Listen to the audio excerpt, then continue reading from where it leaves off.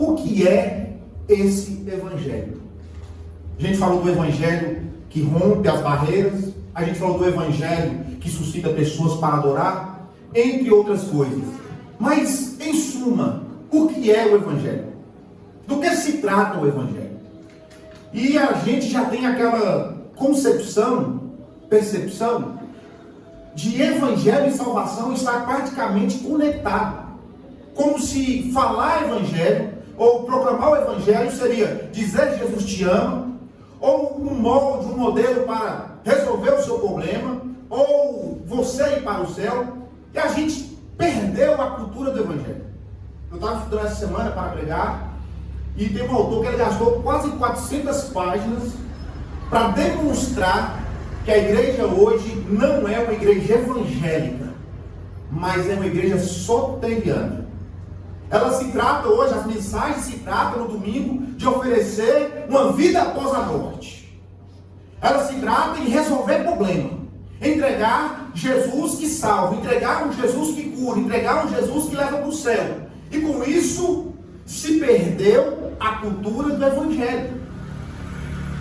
O evangelho no seu molde primitivo, no seu início. Em Teu White, ele vai falar que ele entende quando as pessoas falam o evangelho. O que ele se pergunta é, será que quando as pessoas falam o evangelho, é a mesma tônica que Paulo dizia? Quando as pessoas dizem, olha, prega o evangelho, será que é a mesma ideia que tinha quando Jesus diz, vai e anuncia o evangelho? É comum hoje nós utilizarmos a palavra como termo religioso técnico. Termo religioso técnico. Ou seja, quando eu lanço uma expressão evangelho, eu estou fazendo menção de um povo religioso. Eu estou fazendo menção de salvação, de perdão de pecados. Você está comigo até aqui? Amém, amém, irmão? Amém. Deixa a sua Bíblia aberta em Marcos 1. Eu vou trabalhar com você, ponto por ponto, para a gente entender, para mim tentar comunicar a vocês o que eu quero dizer. A gente está acostumado a chegar no domingo uma mensagem explosiva e tal, mas eu quero caminhar com você nessa noite. Continuando, Dallas Willard, ele diz que o evangelho aos moldes de hoje seria o evangelho da administração de pecados. Ele entende que hoje, quando os cristãos falam do evangelho, é um evangelho que resolve o pecado, somente isso.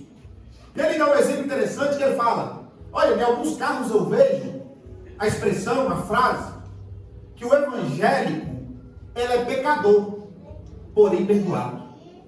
E ele fala que isso tem um significado teológico profundo que as pessoas não percebem, que é, o camarada vem para a igreja, vive na igreja, não muda a sua vida, porém é perdoado. E segundo ele, o evangelho não é isso. Porque o evangelho, no seu molde primitivo, ele espera o relacionamento com o outro. O evangelho espera um compromisso do outro. O evangelho, ele espera rupturas do outro. Seja com o sistema, com a família, com o império, seja com quem for. E ele diz que esse evangelho que hoje nós temos anunciado, não pressupõe isso. Por quê? Perdemos a cultura. Pecadores, porém perdoados. Onde está então pecadores regenerados? Homens nascidos de novo. Homens comprometidos com a verdade. Nós reduzimos o evangelho a um jeito de salvação. Cruz. Reduzimos o evangelho à morte de Cristo. Não que isso não esteja dentro do evangelho. O evangelho comporta isso, cabe isso. Mas o evangelho é muito mais do que isso. Scott McKnight, ele fala que o evangelho começa na narrativa de Israel, passa pela narrativa de Jesus e atinge a nossa narrativa. De modo que as igrejas têm deixado de pregar essa narrativa. Nós nos esquecemos de mostrar o evangelho no seu começo, isto é, nós não vemos o anúncio do evangelho, por exemplo, no Antigo Testamento. Graças a Deus nós tivemos a oportunidade Parece que Deus que trabalha. Nós tivemos a oportunidade de ver o Evangelho em Ezequiel. Um anúncio de boa nova. Só que se você acompanhou as mensagens comigo, você viu que ele não tinha a tônica de morar no céu. Ezequiel não estava preocupado em dizer, olha, você tem que fazer isso para ser salvo, para ir para o céu. Muito pelo contrário. Parece que a tônica, não parece, mas era de que o céu, Deus e Yahweh se encontram com o seu povo, restauram o seu povo e vive com eles. Se a gente pegar o Evangelho e olhar nos moldes dos profetas, é sempre Deus retornando.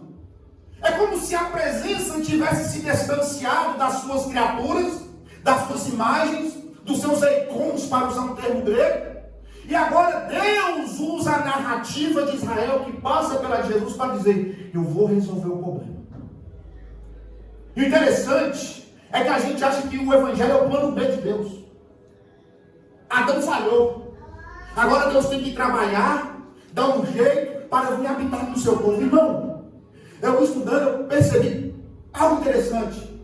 O jardim nunca foi o plano original. Deus nunca quis, desejou, almejou que ficasse no jardim. A gente pode ver isso nas primeiras páginas. Povoem a terra. Então tinha que sair do jardim. Agora, como que seria o plano de Deus? Uma terra povoada, seu nome glorificado, e ele habitando com esse povo, na terra. Como nós podemos ver isso na narrativa bíblica? Lá no Apocalipse, se você observar, Deus restaura tudo, mas o jardim não está lá. O propósito de Deus será cumprido. Ele vai morar no meio do seu povo. É sobre isso que se trata essa narrativa. Ela tem começo, tem meio e tem fim. Está comigo até aqui, meu irmão? Então, as ligações concebidas pela nossa mente não nos levam a pensar em mudanças de comportamento, padrão a ser seguido, missão contínua. Nós não pensamos nisso quando nós ouvimos a palavra do Evangelho. Nós pensamos em tudo isso que eu falei, mas negligenciamos isso. E a pergunta que agora eu levanto é, por que pensamos no Evangelho como gestão de pecados? Por que pensamos no Evangelho como um jeito para o pecado? Escola nos ajuda a entender da seguinte maneira: deixamos a cultura do Evangelho e abraçamos a cultura da salvação. E a única maneira de consertarmos isso, de entendermos o que é o Evangelho, é entender o vocábulo dentro do seu mundo e dentro do seu contexto. Amém? Amém. Então nós vamos olhar primeiro o termo no Antigo Testamento, o termo no mundo grego-romano, e como Marcos incorpora isso no Evangelho. Você está com a Bíblia aberta? Marcos capítulo 1. Está comigo? Amém. Então olha nesse texto.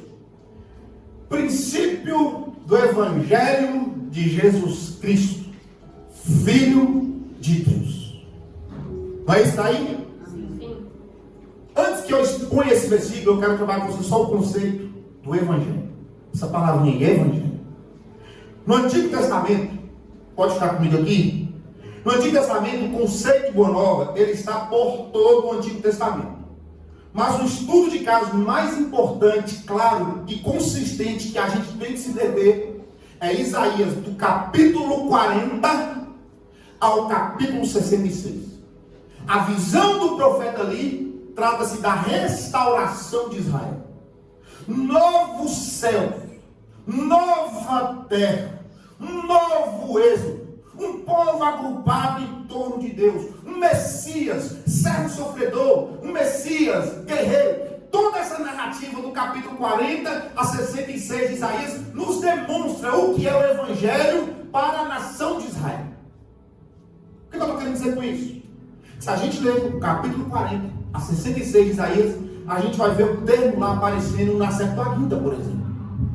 No versículo 9 do capítulo 40 está escrito assim, ó: escute, você que traz boas novas. Você que traz boas novas. Vamos subir na hora. Fala para ele que veio para atrapalhar, moço. Glória a Deus. Está escutando? Essa palavra boas novas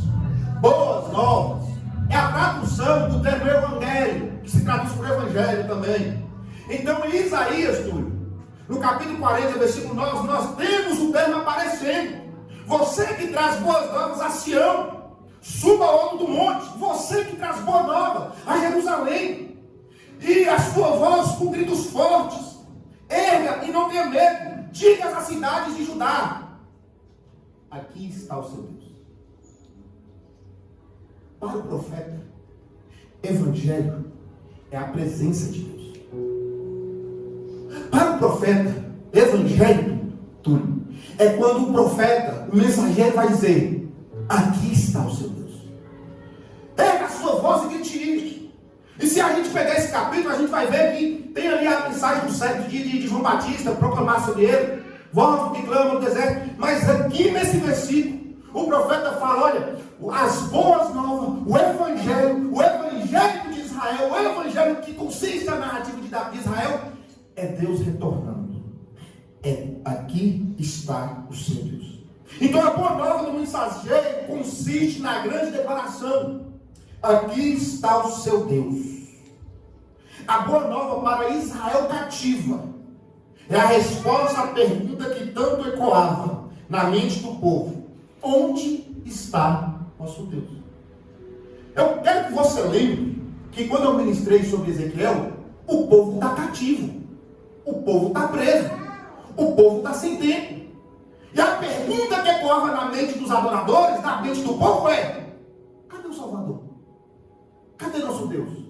Por que passamos por tudo isso? E dentro desse cenário de um povo cativo, é que as boas novas do arauto é revigorante. Na visão de Isaías 52, no versículo 7, o evangelho consiste no reino de Deus. Pois o mensageiro diz: o seu Deus reina. Graças a Deus. Olha o que Deus te diz o texto: como são belos nos montes os pés daqueles que anunciam as boas novas, que proclama a paz, que traz boas notícias, que proclama a salvação, que diz a Sião: seu Deus reina. Então parece que o conceito de pós-morte está ausente. Isaías não está preocupado em falar como é que você é salvo. Isaías não está preocupado em dizer o que você tem que fazer para obter bênçãos. Não parece se fundamentar nisso a expectativa do profeta. O que ele parece nos dizer, o que ele nos diz é: Deus está aqui, Deus reina. Nisso consiste o evangelho de Israel. E eu quero que você vá gravando isso. Então, quando nós ouvimos a palavra evangelho, um judeu do primeiro século, ele entenderia o seguinte: Deus está chegando, Deus está reinando. Se alguém chegasse para o judeu e dissesse: o evangelho se cumpriu, a boa notícia se cumpriu, Deus fez o que tanto prometera, ele iria dizer: cadê Deus? Onde ele está reinando? Onde consiste o reino? A presença. Então, duas coisas nós podemos observar aqui. Duas coisas nós podemos observar: que a ausência será tragada pela presença íntima de Deus. Não se diz que Deus está vindo ou está lá. Se diz: o seu Deus está aqui. E a segunda coisa: a presença de Deus não é passiva nem reativa, ela é ativa. O profeta diz: o seu Deus reina. Agora nós não podemos observar isso no contexto judaico. Deixa eu observar com você o que esse termo significa no mundo grego-romano. Aqui é um judeu. Um judeu ouviu a palavra evangelho, é isso que ele vai imaginar. Agora é um gentio. Quando Paulo, por exemplo, chegou na Europa dizendo: olha, eu vim lhes trazer boas novas. Eles não têm Deus de Israel. Eles não têm conceito de reino, realeza, presença de Deus. Qual é o conceito, então, que um gentio, em termos modernos, o que você entenderia se você não conhecesse o evangelho e alguém dissesse: o evangelho chegou, eu vim trazer boas notícias? É quase certo que quando os judeus ouviam a palavra evangelho, eram remetidos ao contexto de restauração, como profetizado por Isaías. Mas o que vinha na mente do gentio, quando alguém lhes dizia que ia anunciar boas novas, pode ser que havia alguma conotação de salvação. No entanto, o mais provável era que o termo ecoava ideias de política e segurança de Roma. Então, quando alguém dizia evangelho para um gentil, o que ele pensava era Pax Romana. César nasceu, Augusto nasceu, o imperador vai trazer segurança.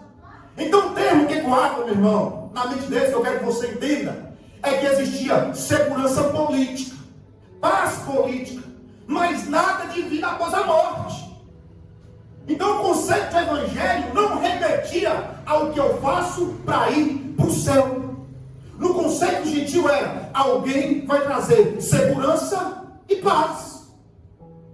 E evangelho, no contexto pagão de Ney, sempre estava no plural. Era uma entre várias boas notícias. Os textos gregos não estão no singular. No entanto, o evangelho que agora nós lemos, o Novo Testamento, sempre aparece no singular. É a única boa notícia. Agora observe. Estamos estudando sobre o assunto e acharam inscrição, não vou entrar nos termos técnicos, qual a inscrição, que ano, mas a ideia é a seguinte: o imperador, está comigo, irmão? O imperador, ele era celebrado como Salvador, porque ele punha fim às guerras e conflitos. Amém? E o ano do nascimento dele deveria ser comemorado como o princípio das boas novas. Então o que eu posso observar aqui? Que o conceito de vida pós-morte, de gestão de pecados, de salvação, estão ausentes também no mundo grego romano. Amém? Então nós temos restauração, presença, realeza, reino, política, entre outras coisas. Mas olha o que eu acho interessante. Menos de um século após essa inscrição que eu acabei de falar, de César, Salvador e tal, sua inscrição, menos de um século após essa inscrição ser afixada, Marcos começou a sua história com o princípio do Evangelho de Jesus Cristo, Filho de Deus. Aleluia! Eu estava falando com o Dara, Marcos é um hábito escritor. Paulo é bom, mas o que Marcos fez aqui é sensacional. Marcos, ele confluiu, não sei nem se a palavra existe, depois eu vou pesquisar. Se não existe, eu vou inventar e vou patentear. Ele encapsulou tudo que eu falei até agora nesse versículo. Nós vamos abordar da seguinte maneira: por que Marcos inicia assim o seu relato? Existiam várias maneiras de começar o documento. Se a gente ler Paulo, a gente vai ver que Paulo começava com a saudação, o problema, o tratamento do problema, e a saudação final. Mateus vai começar com a genealogia, se eu não me engano. Lucas vai começar falando que escreveu para alguém. Olha, eu escrevi para você, e etc. Marcos começa diferente de todos eles. Marcos começa dizendo, olha, princípio. E o que ele quer dizer nesse versículo, nesse curto versículo? Eu sou do time, da galera, dos estudiosos que pensam o seguinte: esse versículo é o tema, é a chave, é o princípio hermenêutico para você entender toda a sua obra. Tudo que Marcos vai falar do começo ao fim é para mostrar, não provar, mostrar, reafirmar, evidenciar, não provar, escute isso, é para demonstrar que Jesus Cristo é Messias, Filho de Deus. Todo o evangelho de Marcos gira em torno disso. Agora, o que Marcos quis dizer com a palavra princípio? A gente vai explorando bem devagarzinho. Eu estou gostando aqui porque vocês estão atentos. Tem ninguém dormindo, não. O que ele vai falar? Alguns estudiosos propor que o princípio disso é temporal. Princípio do evangelho. Começou assim. Eu não sou desse time. Primeiro, porque a boa nova não começou aqui. Começou lá no Antigo Testamento. Segundo, o Evangelho de Jesus não começa logo em João Batista pregando. Começa com o nascimento do Messias. Então eu não sou da galera que pensa que é temporal. Alguns vão dizer que é uma referência ao ministério de João Batista. De Jair Guta fala sobre isso. Também não penso que Marcos esteja interessado em dizer que esse princípio aqui é relacionado a João Batista. James Thomas Edwards vai dizer que é um princípio como lembrete da atividade de Deus. Eu gosto um pouco disso aqui, porque ele vai falar que a palavra princípio remete a Deus, agindo, coordenando, guiando todas as coisas. João usa isso também, a palavra rei. Em Gênesis a palavra rei aparece também na Septuaginta. Mas eu prefiro isso que eu vou falar com vocês. Atendei tudo. Princípio em termos de começou. O plano está em ação. Este é somente o princípio de tudo que Deus irá fazer. Deus deu um start ali. A sua obra, ao seu propósito. Eu quero olhar com você para o final de março, para você entender por que eu estou dizendo que isso é só o princípio. E aqui eu vou pedir licença de ler, tá bom, de ler, presbítero, para me falar sobre o sinal abrupto, o final abrupto de Marcos. Não precisa abrir não, pode ficar comigo aqui. Em Marcos 16, eu vou, deixa eu ver, Kel. Dá tempo. Eu não vou gastar tempo aqui. Se alguém quiser no final me perguntar, me procure que eu explico. Mas o que nós vamos tratar aqui é basicamente crítica textual. Eu não vou explicar como eu adoto essa conclusão. Eu vou te explicar como ela ajuda a gente a entender por que Marcos usou a palavra princípio. Em Marcos 16, versículo 8, meu irmão, eu acredito que seja o final de Marcos. Eu acredito que Marcos intencionou terminar ali o seu evangelho. As nossas Bíblias vão ter o versículo 9 até o 20 alguma coisa. Isso é uma adição do copista, na minha perspectiva. Agora, irmão, como isso me ajuda a entender o que o final tem a ver com o princípio? Como é isso que você está me falando me ajuda a interpretar o versículo 1? A estranheza, irmão, de como termina. Olha como é que termina o Evangelho de Marcos. Tremendo e assustadas, as mulheres saíram e fugiram do sepulcro, e não disseram nada a ninguém, porque estavam amedrontadas. Estranhão. Mas por que Marcos termina assim? A minha hipótese, e não estou sozinho, é que Marcos queria que a gente entendesse, como é que a palavra? Deduzisse não, inferisse, que o evangelho dele termina assim, nos convidando a vencer o medo. Porque se essas mulheres estavam, Edinha, com medo, atônitas, tremendo, e não contaram nada a ninguém, como é que o povo soube que Jesus ressuscitou? Marcos termina o seu evangelho assim para dizer, olha, ainda que você esteja com medo, vai, porque esse é só o princípio. Você não tem noção do que Deus irá fazer. Vocês hoje estão ouvindo essa mensagem porque aquelas mulheres que estavam atônitas, tremendo e com medo, venceram tudo. O medo, o preconceito, o medo, o preconceito e outras coisas, e foram lá e deram testemunho. Ainda que você esteja com medo, vai. Portanto, o Evangelho é um convite à missão. O Evangelho é um convite à missão. É um convite ao compromisso. Dito isso, vamos continuar. Eu não quero entender muito nisso. Esta maneira abrupta de terminar o Evangelho, Marcos demonstra que esperava que os seus leitores fizessem uma conexão com o início. Este foi somente o início. Ainda que as mulheres estivessem com medo, elas anunciaram o Evangelho. Prosseguindo um pouco, quais são as novas que Marcos traz? Direi, Marcos demorou 16 capítulos para demonstrar. Mas consiste em Jesus. A narrativa de Jesus. Eu não quero ficar me entendendo aqui e falar narrativa de Israel, Jesus. Quando eu falo narrativa, eu quero que você entenda. A narrativa consiste em Adão caindo, Israel não cumprindo o plano, Jesus vindo e cumprindo a narrativa. E essa narrativa impacta as nossas vidas. Marcos levou 16 capítulos para falar do que se tratava, irmão. Mas se trata de Jesus. Agora, o que é interessante a gente notar? É que Marcos conecta o princípio do Evangelho a Jesus Cristo. Amém? Amém? Cristo não é nome, Cristo é título. Com o passar do tempo, o título foi se perdendo e virou um sobrenome. Era como se a gente tivesse João Azevedo, Jesus Cristo. Só que não é Jesus Cristo, é Jesus o Cristo, o Messias, o ungido. Por que Marcos faz isso?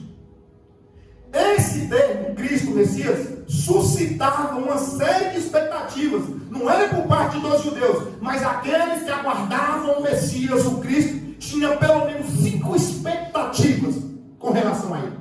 Isso é que a literatura do segundo tempo. Ele seria um homem íntegro e honesto. Segundo, não cobiçaria dinheiro ou poder. Terceiro, ensinaria com sabedoria divina. Quarto, serviria como juiz confiável. E a última, essa aqui é maravilhosa. Ele estaria tão alinhado com o propósito de Deus, que seria como se o próprio Deus estivesse reinando por meio dele. O que Isaías disse, irmão? O seu Deus reina. Marcos está dizendo aqui, irmão, implicitamente, mas de uma forma tão bela, que é o seguinte: Yahvé chegou. Deus chegou. O que estávamos aguardando aconteceu. Ele chegou. Ele está aqui. É Jesus Cristo. Marcos fez isso de forma bela. Porque Marcos aqui ele está resgatando o conceito judaico da palavra evangelho, as expectativas judaicas acerca do evangelho, apontando para Cristo, dizendo: se cumpriu, aconteceu. Olhem para esse homem que vocês vão entender. Nós também aqui nesse versículo que nós estamos trabalhando, tem a expressão filhos de Deus. Filho de Deus. Eu quero que você grave isso aqui, meu irmão, porque isso aqui é maravilhoso. Eu não vou tratar de toda a carga, toda a conotação, todo o conceito de filho de Deus. Vou tratar somente de 2. Primeiro, no contexto pagão todo, filho de Deus era Augusto. Então, o conceito ativo ainda é Augusto, filho de um Deus. Então, quando você dizia filho de Deus, o gentil, o romano, o pagão da época entenderia: está falando do imperador. Está falando que ele é filho de um Deus. Para o judeu, nós temos aí 2 Samuel 7, se não me engano, é a segunda, que fala do Messias Davídico, do rei Davídico. Mas eu não quero tratar desse assunto, eu quero falar disso aqui com você. Para além de toda a conotação do Antigo Testamento, eu quero que atenha uma questão. Filho de é a maneira de dizer que alguém incorpora os atributos e características do Pai. Está comigo? Está comigo ou não? Está entendendo? Filho de é a maneira de dizer que alguém é a mesma coisa que seu pai. Deixa eu dar um exemplo.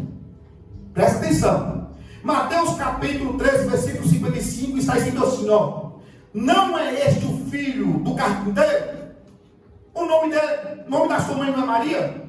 Não são seus irmãos Tiago, José, Simão e Judas? Filho do carpinteiro, amém? Sim ou não, irmão? Sim. O paralelo dessa passagem é Marcos. Marcos falando da mesma passagem, do mesmo acontecimento. No capítulo 6, versículo 3, está escrito assim, ó: não é esse o carpinteiro? Está comigo, irmão? Amém. O que eu estou tentando te mostrar? Marcos, para falar que Jesus é carpinteiro, chama ele de filho de carpinteiro. Mateus. E Marcos chama ele diretamente de filho de carpinteiro. Quando Marcos usa essa expressão filho de Deus, ele está dizendo: Deus chegou. Deus encarnou. Deus está presente. Perceba que é a mesma maneira de dizer o carpinteiro. Então, no princípio do Evangelho de Marcos, ele está nos dizendo: Deus está aqui. Então Marcos já conseguiu resgatar 2 conceitos: o seu Deus reina e Deus está aqui. Marcos, meu irmão, ele nos brinda com um colorário no seu evangelho dito pelo profeta Isaías. Ele está dizendo já no começo: aqui está o seu Deus, Jesus Cristo. Deixa eu dar um exemplo para você de como Jesus incorpora o Deus de Israel, que talvez você não está entendendo ainda. Jesus fez coisas que só Deus poderia fazer. Amém? Amém. Deixa eu dar um texto para você, eu vou te explicar. Está no capítulo 2 do Evangelho de Marcos. Vendo a fé que eles tinham, Jesus disse ao paralítico: filho, seus pecados estão perdoados. Estavam sentados alguns mestres da lei raciocinando em seu íntimo: por que esse homem fala assim? Está blasfemando. Quem pode perdoar pecados, se não somente Deus? Jesus percebeu em seu espírito que era isso que eles estavam pensando. E ele disse: por que vocês estão remoendo essas coisas em seus corações? Agora é o versículo. Olha o que Jesus disse: para que vocês saibam que o Filho do Homem tem poder e autoridade para perdoar pecados. Disse: levanta, toma a tua maca e anda. O que Jesus está dizendo é: quem perdoa o pecado é somente Deus? É. Quem tem autoridade para perdoar pecado, tudo é somente Deus? É. Então, para provar que eu tenho esse poder e essa autoridade, observe o paralítico levantando e andando. Aleluia. Aleluia, glória a Deus. Eu poderia ainda falar do capítulo que ele sobre as águas, dele controlando a tempestade, o vento, curando, exorcizando, todas essas coisas que eram prerrogativas de água. Mas eu não vou falar mais, para mim isso aqui é suficiente. O que eu quero trabalhar com vocês? À medida que eu construí esse sermão, eu parei para refletir se Marcos também nos teria dito que Deus estava reinando, já que ele disse implicitamente que Deus está aqui. À medida que eu construí, quando eu cheguei nessa altura do sermão, eu pensei: mas será que Marcos disse o seu Deus reina? Sendo que a gente só viu que ele está aqui até agora, e a água chegou.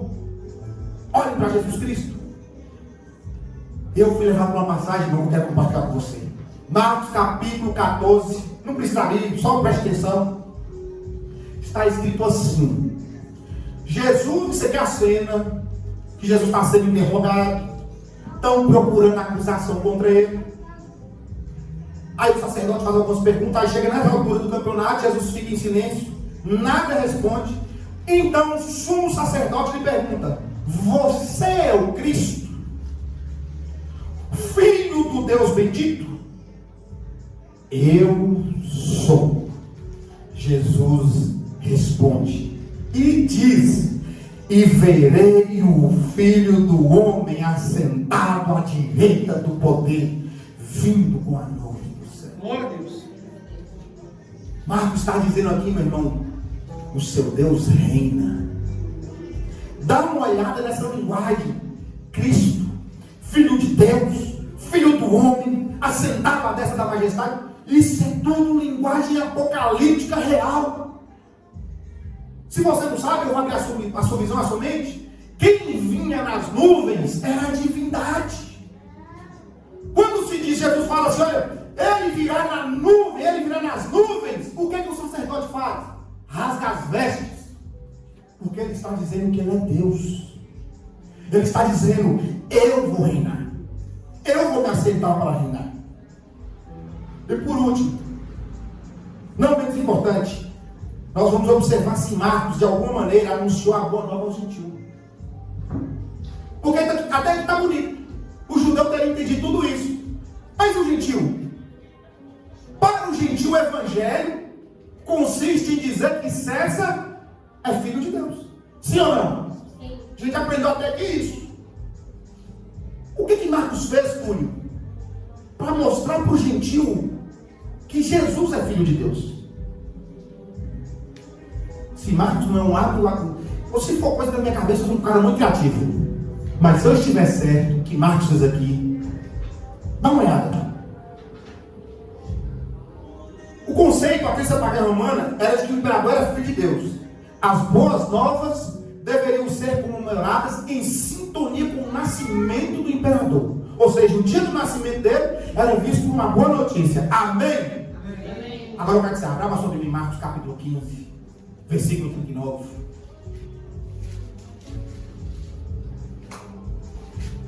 Estou caminhando para o final. Essa aqui eu quero que você abra, porque o que Marcos fez aqui, irmão, o seu Deus reina, o seu Deus está aqui. Agora Marcos tem que destronar a ideia que César é filho de Deus. Mas Marcos não pode falar isso abertamente, porque senão a comunidade é perseguida. Então como é que Marcos vai fazer para dizer? Como é que Marcos vai declarar que Jesus é filho de Deus e César não? Está todo mundo com a Bíblia aberta, irmão? Olha o que está escrito. Isso aqui é a cena da crucificação. Jesus bradou, o véu rasgou, a terra tremeu, o sol escureceu. Está acontecendo uma confluência de coisas. E quem está parado no pé da cruz? Soldado romano. O soldado romano, Túlio. Bendito soldado romano. Meu irmão, o judeu aqui não poderia falar que César não é rei, que César não é filho de Deus. Porque o judeu expressamente diria: olha, esse homem não é filho de Deus coisa nenhuma, ele é um cara pagão. Quem vai falar isso aqui, Túlio, é um centurião romano que todo dia acordava dizendo: César é filho de Deus. Agora o que esse cara vai falar, Túlio? Depois da cena. Quando o centurião que estava em frente de Jesus ouviu o seu brado e viu como ele morreu, disse: verdadeiramente, esse homem é o Filho de Deus. Glória a Deus. Não foi um judeu que disse. Não foi Marcos que inventou. Não foi um sacerdote. O cara teve a compreensão. A palavra que ele usa, eu não sei se vocês perceberam, mas verdadeiramente. Se esse aqui é o verdadeiro, todos os outros são falsos. Mas o que me deixou mais chocado, sabe o que foi? É que César ganhou o título no nascimento. Jesus foi reconhecido na morte. A maneira dele morrer demonstrou para o centurião que aquele homem era filho de Deus. Sabe o que Jesus está incorporando? O servo sofredor que morre pela nação. O clímax dessa declaração é que ela está sendo dita pelo centurião romano, que até aquele dia dizia: César é o filho de Deus. Quem deu essa declaração que nós devemos nos apegar foi o centurião romano. Então o Evangelho de Marcos, ele traz as três nuances que a palavra incorporava. Marcos observou como essa palavra eu entendi na época e demonstrou que o Evangelho é a presença de Deus, reino de Deus, e César não é filho de Deus. Com isso, eu quero partir com você para três aplicações. O Evangelho é missionário. Então o Evangelho não é sobre você. Ah, como eu faço para ser salvo? Não é sobre você. O Evangelho não é algo individual. Ele não se concentra em uma pessoa. Ele se concentra no propósito, no plano que Deus está fazendo. Quando nós falamos do Evangelho no bairro, perca isso na sua mente. Ah, o que eu vou fazer para ser salvo? Eu vou observar, contemplar, proclamar o que Deus começou a fazer lá atrás. E concluirá quando Deus ser tudo em todos. Segunda aplicação é que o Evangelho de Deus é uma resposta para o problema do mal. Eu gostei de uma explicação que o camarada deu. O Evangelho é visto dentro do seu contexto. Que o Evangelho para mim não é Evangelho para você. Quer ver um exemplo? Pode dar um exemplo da menininha nossa? Vou dar um exemplo. Menininha nossa nasceu, fez o teste do pezinho. A gente teve a notícia que fomos premiados. Como é que eu nem sei o nome da doença? Como é que é o nome da palavra? Fibrose cística. Aí ela foi pesquisar o que é fibrose cística. É uma doença que não tem tratamento, que a pessoa tem uma expectativa de vida já no início e vai morrer cedo. Problema no pulmão, respiratório, entre outras coisas. Então qual que é o Evangelho para mim? O Evangelho para mim não é para você. Qual seria a boa notícia para mim? Que ela seria curada. Isso seria um Evangelho. Isso seria uma boa notícia para mim. Mas essa boa notícia diz respeito somente a mim. Ela não impacta você. Ela não transforma você. E de fato a gente teve um Evangelho. Porque a gente fez outro teste. E ele deu falso. Então tivemos um falso positivo. Agora imagine um pai com essa notícia de que a filha tem um problema. E ele recebendo a notícia que ela não tem esse problema. Isso impacta a vida do sujeito. impacta a vida da mãe. Outro exemplo que um camarada me deu é o seguinte: ele se mudou para os Estados Unidos, estava chegando lá, foi noticiado que a filha tinha câncer. Qual é o evangelho para esse cara? O único evangelho que tem para esse cara é que a filha vai ser curada. Ele não está preocupado com salvação pessoal. Ele não está preocupado com ele está preocupado com o outro, com a filha, porque ela é parte dele. Então o evangelho para ele é poder dizer hoje: minha filha foi curada do câncer.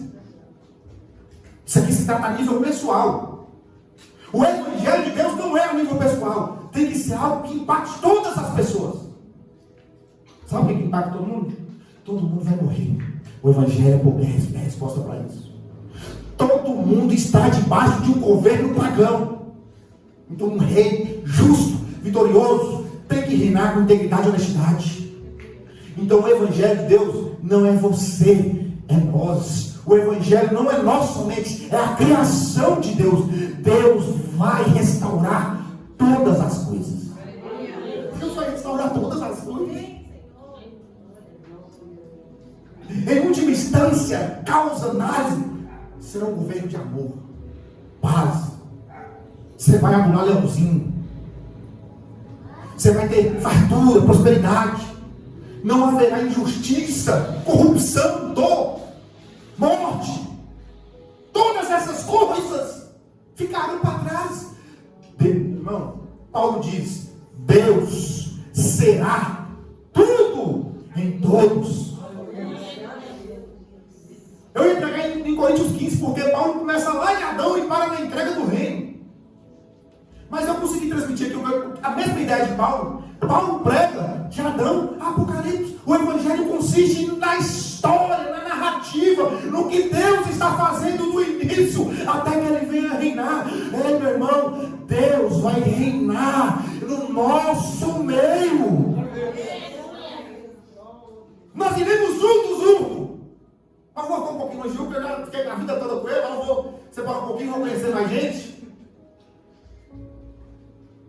Juntos adorar a Deus. Ver o templo não, ver o trono de Deus. Essa ideia de templo foi relativizada, deixada para trás. Paulo relativizou o templo de tal maneira que depois que ele conheceu a Cristo, ele ficou 14 anos sem ir em Jerusalém, porque o templo de Deus se consiste no povo, a reunião do povo de Deus, o povo adorando e salmodiando e dizendo: tragada foi a morte pela vitória. Glória a Deus. Meu irmão, Paulo deixa claro: olha, o corpo que agora é carnal, que é animado pela carne, ele será espiritual, será animado pelo Espírito de Deus. Seremos homens movidos a Deus, aleluia. O evangelho não é sobre você. O evangelho não é sobre mim. O evangelho não é uma notícia que impacta somente você. O evangelho é o problema de Deus para o mal. É um ateu. O camarada é chato. Porque tem uma mente inteligente ou chato. Porque se existe Deus, não sei o quê. Mas se Deus é bom, por que tem doença? Se Deus é bom, por que tem gente morrendo de fome? Por enquanto, Deus não. Deus vai resolver esse negócio. Não haverá isso não. Não haverá isso não. Deus será tudo em todos. Então o evangelho se consiste em dizer: somos súditos do reino, sim ou não? Salvação fica para outro tempo. A ideia é: se eu sou súdito do reino, eu serei salvo. Eu estarei lá. Mas o evangelho, que é a resposta de Deus para o problema do mal, ele muda a minha vida. Salvação somente pela fé. Não estou pregando salvação por obras. Mas se você não muda, irmão, tem alguma coisa errada. Tem alguma coisa errada. Tem 15 anos, não tem nada. Pecador porém perdoado. Nasceu de novo. Se nasceu de novo, é nova criatura. Se é nova criatura, está no novo reino. Participa do reino de Deus. Tem que ter mudança de vida. Sim ou não? E por último, o evangelho é Deus vindo reinar. Então tem uma esperança para essa terra. Se você pegar as inscrições de... Aleluia. Glória. Aleluia. Para terminar, se você pegar as inscrições do primeiro século, eles diriam que César era a esperança. Esperança de paz, de reino. E os evangelistas diziam: não, esperança é Deus. Ele chegou, ele reina. O nome dele é Jesus. Amém? O evangelho é missionário. O evangelho é a resposta de Deus para o problema do mal. E o evangelho é Deus no reino. Aplauda Jesus Cristo.